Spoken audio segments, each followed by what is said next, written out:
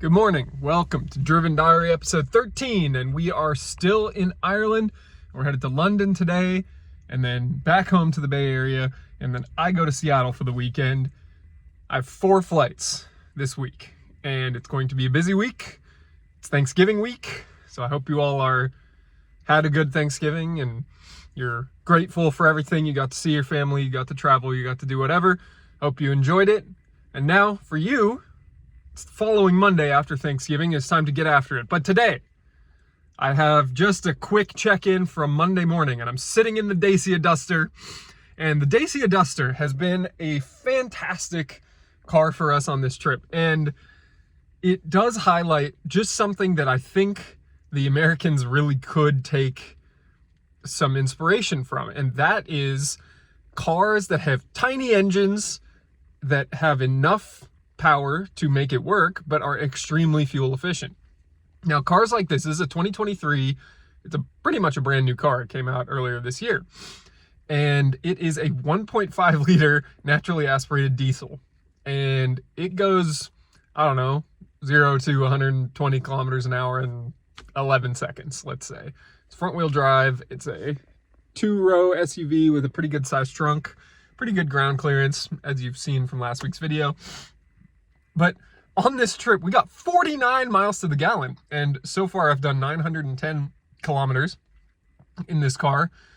The last time I came to Ireland 4 years ago, we did 1,000 kilometers in 2 days. So really, this has been a fairly low-key driving trip. But, you know, these kind of cars are really good. They're really like a nice representation of everything a car needs to be in today's world. So we have here, I'll turn the camera around and show you. All right, so we have a steering wheel with steering wheel controls. We have cruise control. We have the little display control thing here. We have voice control. We have audio controls in a really freaking weird place, if you ask me, but that's where they put them. We have power mirrors. We have non-automatic wipers. And we have fog lights and headlights. Also, well, those are automatic. You can see there. Then over here, we have CarPlay, a decent, well, I'll take that back. Not a decent, pretty bad radio. And then about the most basic climate control system you could want. Finally, USB and charge it. You'll notice it's a 6-speed manual, which, you know, for the lefty shifting here, that's a interesting aspect of right-hand drive that most people don't consider.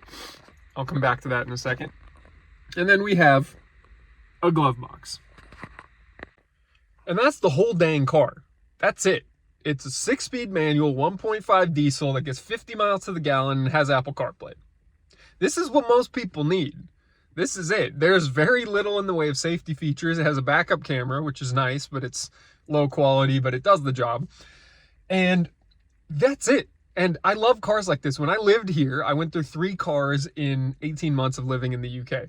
And I had a 6-speed 3-liter V6 turbo diesel Audi A4, so B8 A4, 6-speed 3-liter diesel, one we don't get in the US. It didn't have any Bluetooth, which was a bit of a problem because that was the only car I owned while I was still working for PwC and needing to take calls from the road. Then I had a 2014 Seat Cupra 280, which is basically a Golf R with a 280 horsepower, a 2.0 liter huge turbo motor that put out like 350 horsepower to the front wheels. Also a 6-speed. That one was freaking hilarious. And then the last car that I owned, basically I realized I had a little bit too much money tied up in the car when I really wasn't driving because COVID had hit. There wasn't much driving to be done. And I had stopped my commute. I had started my MBA program. And then I, very soon after this, actually moved back to the US, even though Evelyn was still living here. And I bought, for 950 pounds, a 2002 Skoda Octavia VRS. So that is the same 1.8 turbo that you find in a lot of Volkswagen Golf GTIs of that era. Passats, Jettas had it as well. And again, that one was a 5-speed. But it had a downpipe on it. And so that was another fun little car. I fixed a few oil leaks and put coilovers on it and brakes. And I intended to start tracking it and then I moved. I bought it in October of 2020. I really moved back to the US in December of 2020. So I put 1,000 miles on that car, put 1,000 pounds into it, and sold it for 1,000 pounds. So it was a fire sale. I sold it to a guy who was a friend of mine who I had bought Skoda Octavia parts off of before that. And that was my entire vehicle experience in the UK. Now, so today we're flying from Ireland to London, and I wanted to highlight one aspect of this day. I probably won't get to record again today, but Ryanair. So we're flying Ryanair, which is the Spirit Airlines of Europe, basically. It is super duper cheap, no frills, and they make you pay for literally everything, including the checked bag weight overages by the kilo. So they make you pay, so the limit's 20 kilos, and if you are 21, 22, 23, 24 kilos, your price is going to go up. So it's 11 pounds a kilo. And if you think about value proposition and how to convince somebody to spend money with you, nobody's happy paying that 11 pounds a kilo. Nobody is happy with that. And if you think about what they're doing, it's basically saying, yeah, come on board. You're going to spend 25 pounds on your plane ticket, but we're going to get you. And it's a game. It's basically a game. That's how this goes. It's basically saying, yeah, come on, 25 pounds for your ticket. Let's see what you can do. Pay extra for picking your seat. Pay extra for your carry-on. Pay extra for your check bag. Pay extra for your overages on your carry-on and your check bag. Pay extras for sitting near the front of the plane, sitting in an exit row. Those are more normal. Paying for water, paying for snacks, paying for any sort of food, paying for the flight attendant to talk to you basically at that point. But yeah, it's interesting to think about, what's the value proposition from Ryanair? It's not really cheap water. It's the cheap plane ticket, and it's the fact that that's all you want. And the fact that they then force you to pay for everything else that you may or may not need during your flight or throughout the flying process, it's not like a good value exchange. And to me as a business owner, that gets me thinking like, okay, I don't want to be in a position where my customers are upset to pay me money. However, I have an auto repair business. Most people are upset when they buy from an auto repair business. They're not upset when they're buying from a modification business, an upfitting business, whatever. But a repair business, these are people that just need their cars to work, and they're not working properly. And so they're paying for it. And so most people are not happy with that, but some are. Some people like me, and I am my own best customer, want to pay to maintain and repair their vehicle, and they get satisfaction out of doing it. It still hurts to make the payment, but at least you know your car is in good shape. And so that is the experience that I want to give people. I don't want people to be sour paying me. I want people to recognize the value in what we are providing. And I don't want to charge somebody 11 pounds per kilo for coolant, let's say. That's stupid. That's stupid. We are selling perfect cars. We are not selling a specific service or a specific repair. We are selling perfect cars and car repairs and the ability to drive your car hundreds of thousands of miles with confidence. I don't want to be in a position where I'm making people upset to spend money with me. But that's what Ryanair is doing. So it obviously works. I'm not saying it doesn't work. I'm just saying it's not what I want to do. And it's funny at the end of the day, like I want to be in a position financially where none of this matters and I am flying private from Dublin to London. That is where I want to be. These sort of situations motivate me to do that. Although this car is a representation of the base standard that a car needs to be in 2023. You don't need all the shit that's mandated by the government. You don't need a electric vehicle. You don't need anything really that special. Automotive technology is really, really good with where we have taken internal combustion, where we've taken infotainment in the past couple of decades. And you should be able to have the freedom of choice to choose a vehicle like this for long into the future, because this is a very sustainable, very affordable option for people. Now, I don't know what my last point is on this. I think what I want to do in the future. So, what I want to do in the future, though, isn't drive a Dacia Duster around or this pretty nice lifted Ford Ranger out there. I'll show you that later. I want to drive a classic Mercedes S-Class. I want to drive my Skoda Octavia. I want to drive a Lamborghini. I want to drive a Ferrari. I want to drive whatever it is I want to drive, wherever I want to drive it, whenever I want to drive it. That is really one of the top priorities for gaining financial success in my own personal life. And I'll say this on this subject. Andy Frisella has talked about the fact that during these early stages in business, you're often motivated by personal success. But there will come a time when personal success is overshadowed by other areas of your life. You'll never run out of problems. You'll never be able to spend your way out of problems. You'll always have them. But you'll reach a point where you've bought everything you want to buy. And so at that point, what do? You know, my list isn't infinite things. It's not $1 billion worth of things, but I want to have $1 billion company. And I know that in the future, my motivation will change more from being personal wealth ambition to what legacy can I leave in the world. And I talk about that today, and I talk about that a lot on my podcast. And it's important to me to think about that legacy of the future. But I got to acknowledge, there are a lot of times right now where I think to myself, you know, this car doesn't have the legroom that I need. It doesn't have the power that I want. It has power that I appreciate, but it doesn't have the power that I want. It's not the car that I want.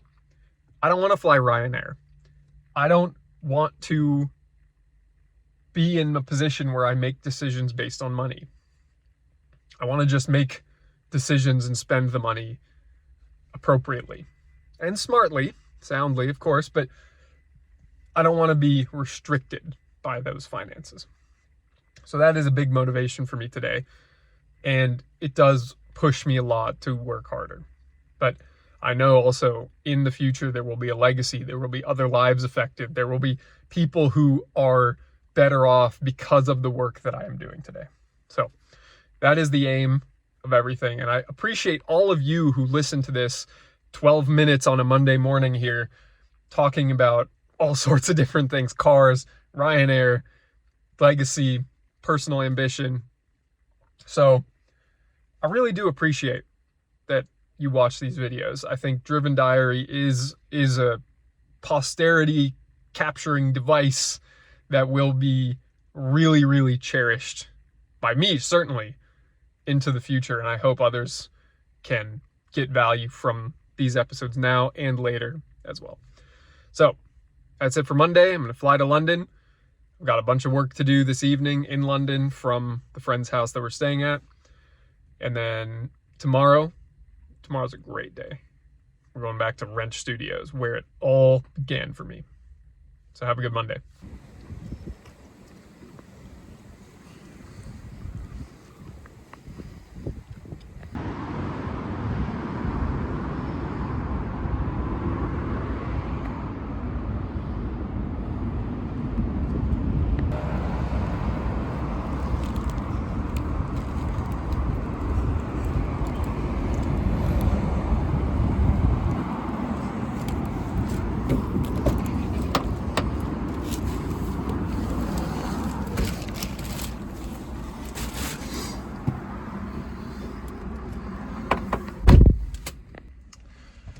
Tuesday morning, and stopped at Tesco, and I want to tell a story about this specific Tesco.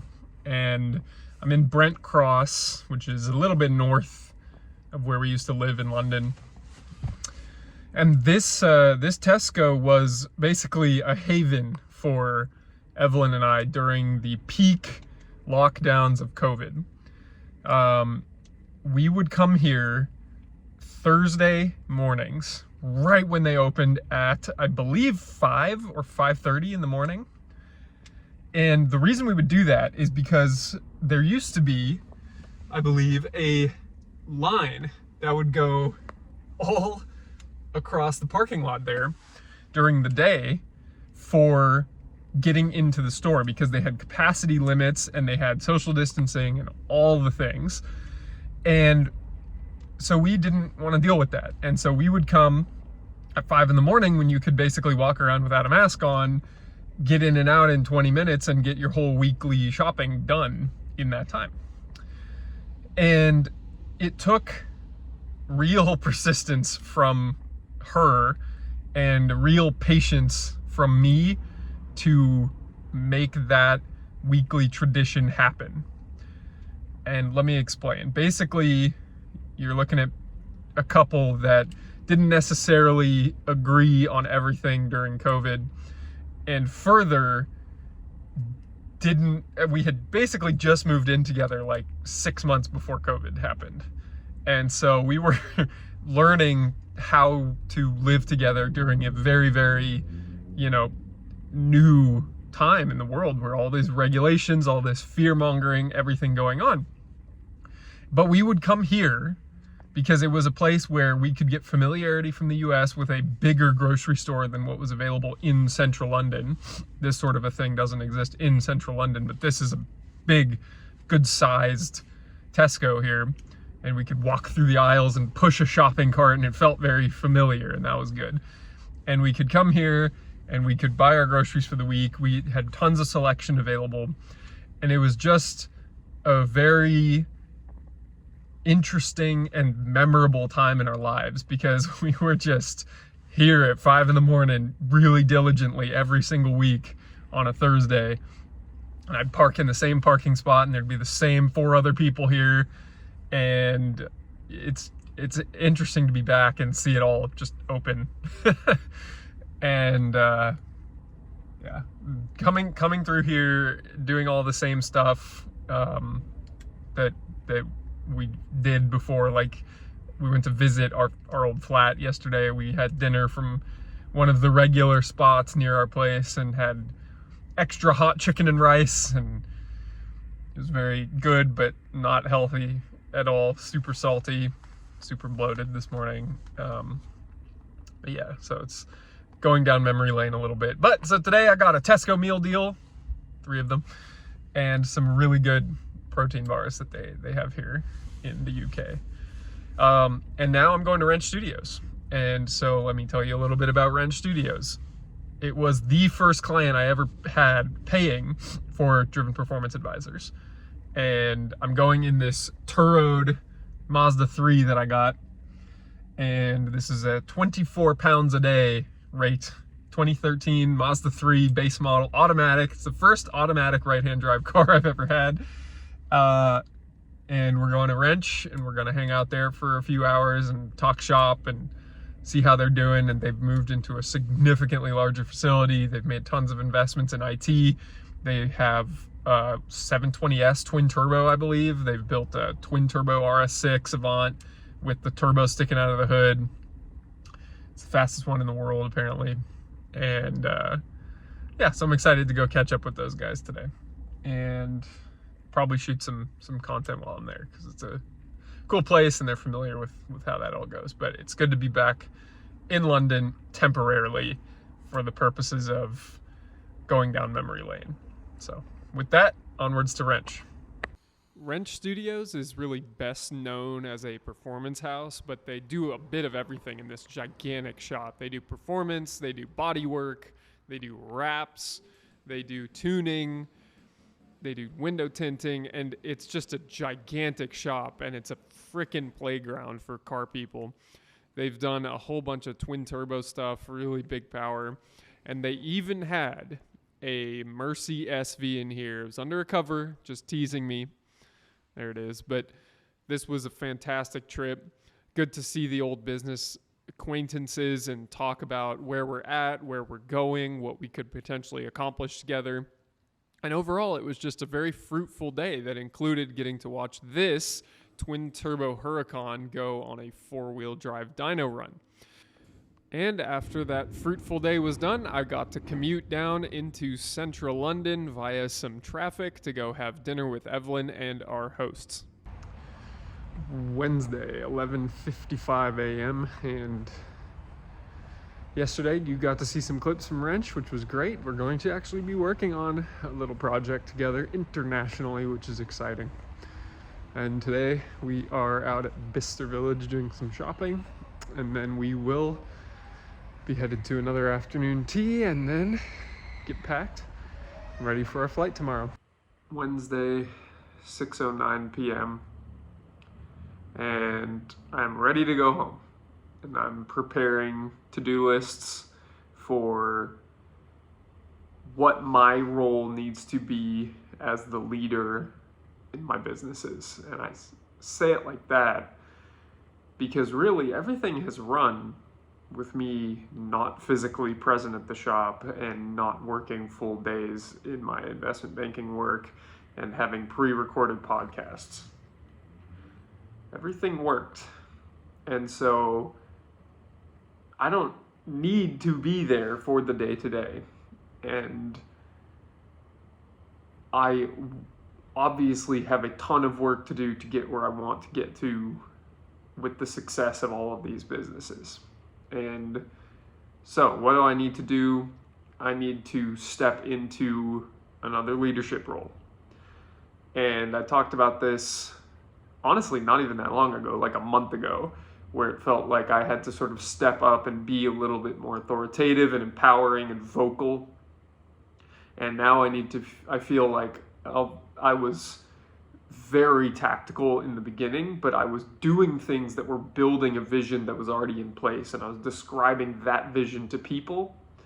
Now it's creating more of that vision and then describing it to people and delivering the message to people and being that leader that is more standing at the front of the pack, capable of being tactical, but is really more setting direction, looking upward and outward, being strategic, and only getting into the day-to-day of the business at this stage, in the way I think about it, when it's really absolutely necessary.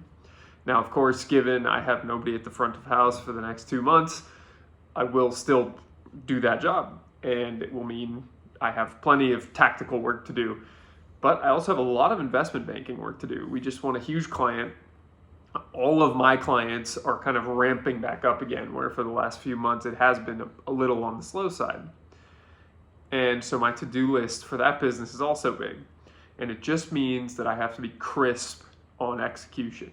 I have to be crisp on making sure that I line them up and knock them down, as I used to say back in my PwC days, where I'd have a very long to-do list. And all I would do is line up the to-do list and crank through tasks very quickly. And, obviously being in another country in an 8-hour time change, living in different places pretty much every single night, you get disrupted on your routine pretty heavily. And so I'm always very excited to go home and go back into that morning routine, to go back into that daily routine where I am able to crush activities. And so that's where I'm at right now, is I'm very hungry to work. And this has been a very relaxing vacation, but it's time to do some of the things to put myself in the position that I want to be in. And it's a long ladder to climb to get where I truly want to be and where I visualize being. But it is a ladder that I can begin to see the next steps of now. And as I have transformed other areas of my life in the past, with my body, with my sobriety, with my suicidal ideations that I had before that I've talked about on the podcast, to be the person who I am today, a father, a husband, a good son, a business owner, it's a very, very different person than the man who existed 6.5 years ago. It's a very different person. I've gone through so much in that time. And so 6.5 years from now, I will be 35. And who do I want to be when I'm 35? I want to, again, be a completely different person than I am today. And that's not to say I don't love this person. but it is to say that I know that this person has a lot more potential. So that is what I know I will be working towards. And I think, I talk a lot about myself. I get the feeling I'm more self-centered than I think I am. I'm pointing the camera at myself all the time, but that's not the point. It is so powerful when you recognize that potential that you could have for yourself. And the fact that you can love yourself today and you can still want more for the future. So then, once you find that desire within you, that you want something more for yourself, that you can be happy with where you're at right now, but you can also want more or want different or whatever it is, that you actually chase after it. That potential is realizable if you do it. If you take action, you figure out what you want to accomplish, you figure out how you can accomplish it, and then you take those actions. It's a very, very simple formula, but nobody follows it. It's a very small percentage of people that actually follow that formula. And so what I just said, that comes from the heart for me, for my story. And I love where I'm at, and that's why I'm capturing this journey. And I just hope one person out there is inspired to change their life for the better. Because it doesn't mean you gotta go start a company and become super rich and famous. It doesn't mean that you have to quit your job and go do the art form that you always dreamt about doing. But it means that you take a little bit of control in your life and you make changes for the better. So with that, I got to pack tonight. We got to eat dinner. Going to try to stay up and do some more learning and working tonight, and then sleep on the plane tomorrow to try to readjust the time zone back to Pacific, and then fly home from London back to the US tomorrow.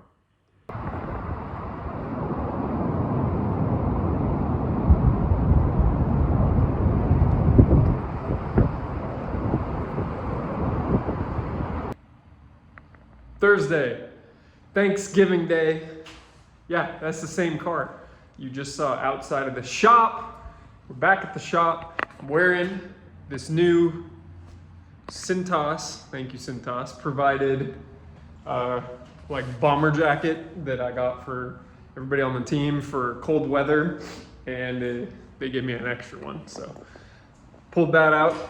I just drove here in the M3, and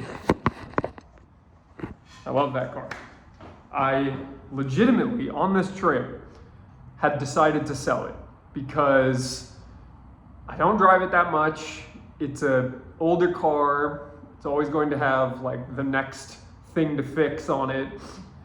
And I do need to make room in the garage to begin building up car credit history with more expensive cars, getting into higher end exotics so that I can begin building the sort of high net worth network and people I want to be around more. And to do that, I need exotics, and also to reach other goals that I have, I need exotics.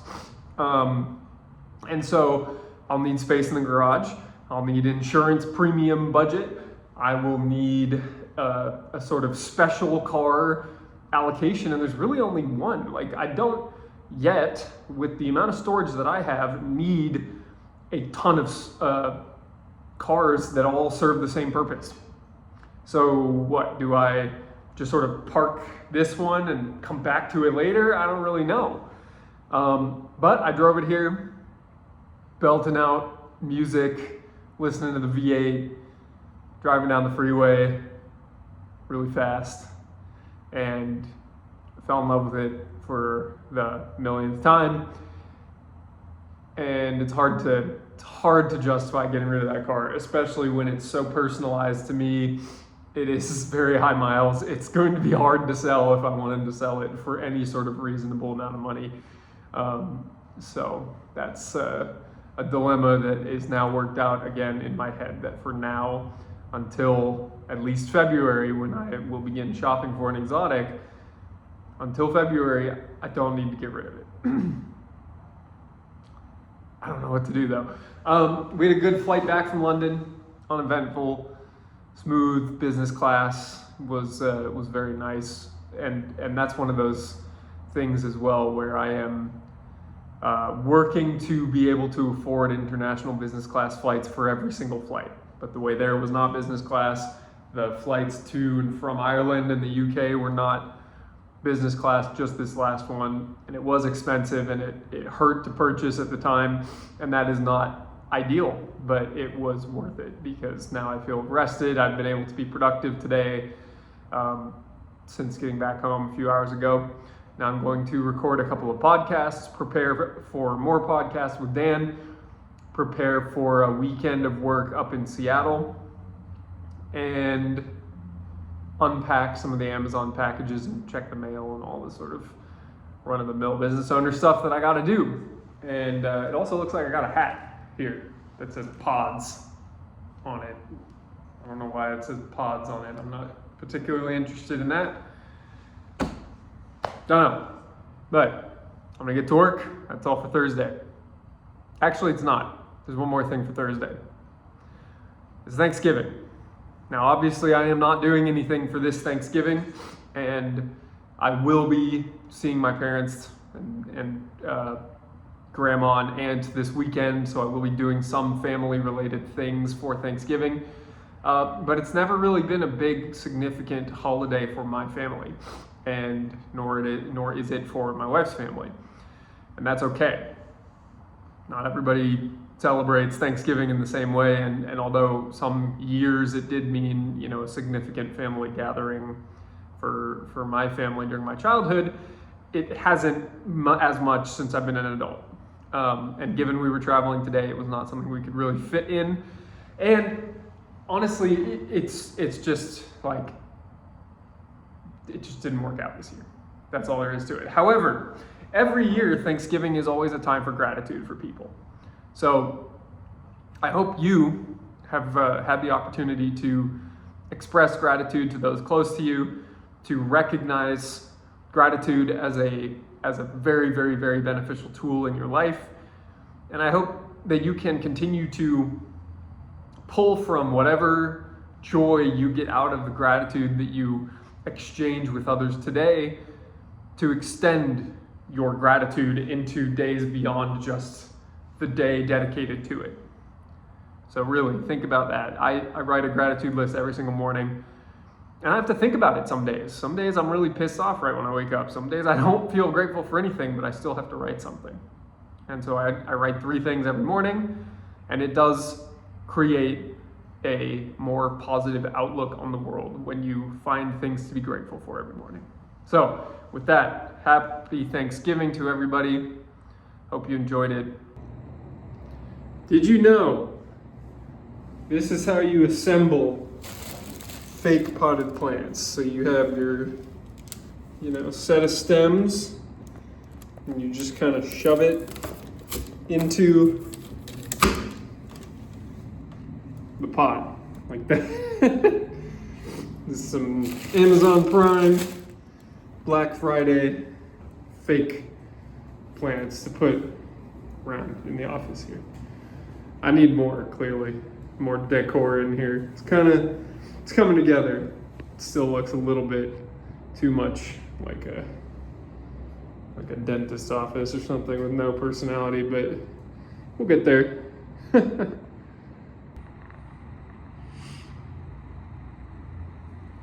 Finished product for today. 5 a.m. Saturday, November 25th. So we made it home on Thursday, Thanksgiving, from London. Flew a nice business class flight back here. Got plenty of rest on the plane, which is always great. It's basically the main perk of flying anywhere with lie-flat seats. Yesterday, then got back on a plane, flew up to Seattle, and I'm here for work for basically one day today, Saturday, and I will be working all day at one of my clients, and I bought a car. Let me show you the car.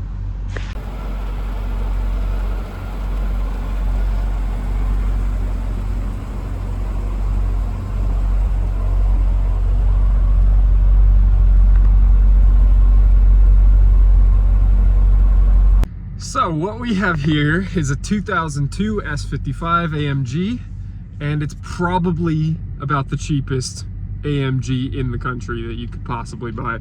I spent $3,000 to buy a car that was easily over $100,000 new, and this one has 167,000 miles, and I can drive it to the gym. It is a little bit of a problem child, not too bad, honestly. Like, for a 20-year-old Mercedes S-Class, it has very minor problems.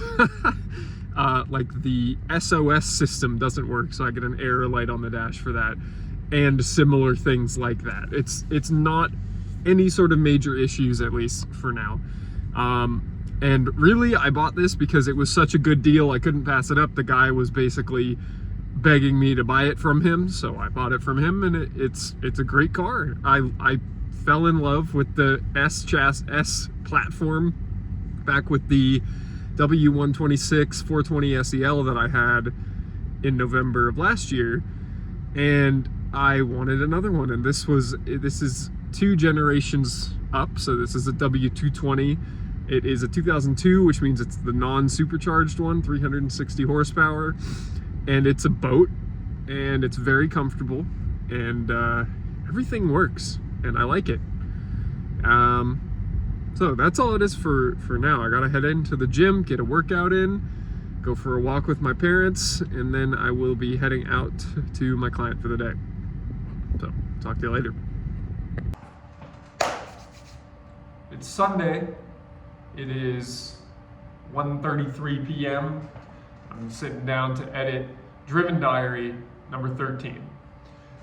And it's been an interesting couple days. So obviously here I am back in the Driven Auto Care office back in California.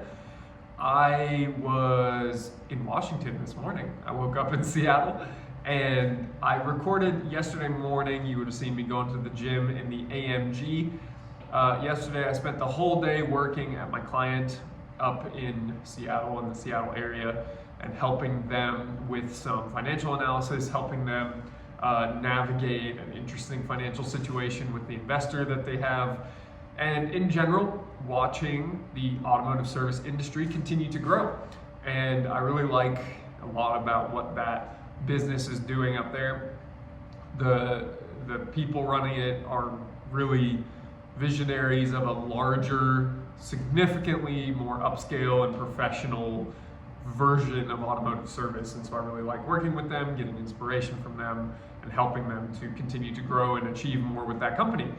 And I take a lot of what I learned from there and apply it here. So I'm grateful for the collaborative experience that we have, and I'm glad that I can deliver some additional business expertise in helping them with a lot of financial structuring and facilitate a lot of this sort of operational stuff that goes on really in the ether around bigger businesses. And as they continue to grow, they need to put in more of that infrastructure.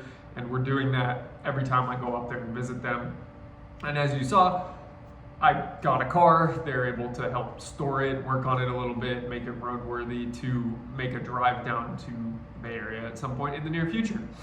Now, I'm here in the office on Sunday, and I am getting caught up on everything. I've been really out for 2 weeks, and so tomorrow marks coming back to work, coming back to the front desk at the shop, answering the phones and all that. And I'm honestly a little nervous because I feel a little rusty on all that stuff, but I'm sure I'll get back into the groove quickly.